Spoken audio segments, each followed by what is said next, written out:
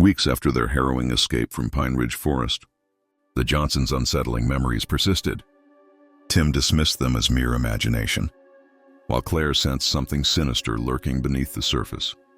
On a Friday, Tim received a call from Ranger Eric, who had aided them in their escape. "Mr. Johnson, I regret to inform you of some unsettling news regarding Pine Ridge. There have been unexplained disappearances, including campers and hikers. We found evidence of disturbance near your campsite, but unfortunately no bodies.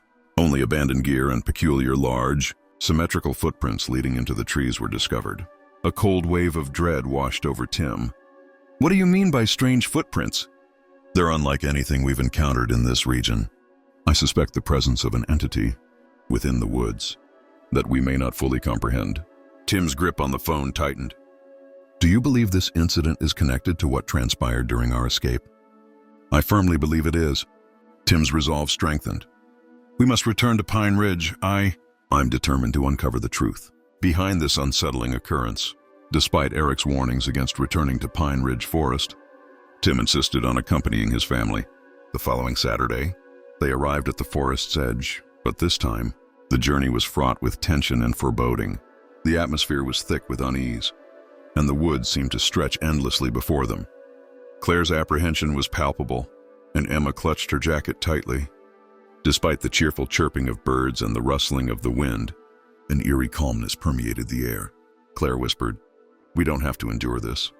We can simply return home." Tim glanced at his family and back at the ominous dark trees. They had to seek answers, but they must also exercise caution. "We will be cautious. Stay close to me." With cautious steps, they ventured into the woods, the sounds of nature gradually fading into an unsettling stillness. The air grew heavy, and the trees seemed to close in on them. Every few minutes, they glanced nervously over their shoulders, convinced that they were being followed.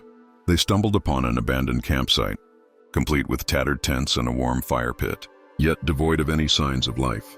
The unsettling atmosphere sent shivers down their spines, eerily reminiscent of their previous encounter. Ben muttered, "This place gives me the creeps. It's like a twisted echo of what we saw last time." Tim carefully examined the ground and discovered deep, unnatural footprints that weren't animal tracks or human. These footprints were symmetrical, too broad and heavy for anything natural. Suddenly, a branch snapped, startling them into a state of frozen fear. Tim signaled the family to remain silent, and the forest's sound seemed amplified by the eerie silence. From the corner of his eye, Tim caught a glimpse of a figure partially concealed within the trees. It was tall and dark, as if the forest itself was bending around it. His heart pounded in his chest, and despite the lack of a face, the shape was unmistakable, the same form he had encountered that fateful night. "We have to retreat to the car," Tim commanded urgently. But before they could make a move, the figure took a step forward, causing the ground to tremble beneath their feet. "Leave." The whisper grew louder, becoming clearer and emanating directly from the figure.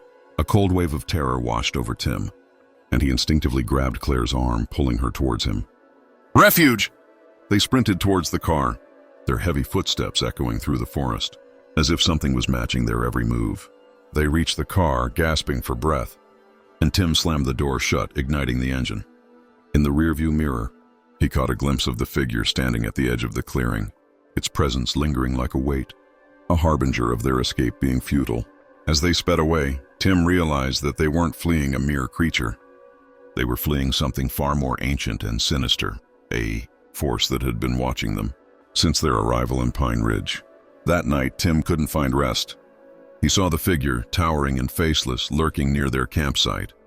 He tried to convince himself that it was just his imagination, but deep down, he knew that they were no longer safe. The whispers persisted, echoing through the night, and the watcher remained vigilant, its presence a constant reminder of their perilous situation.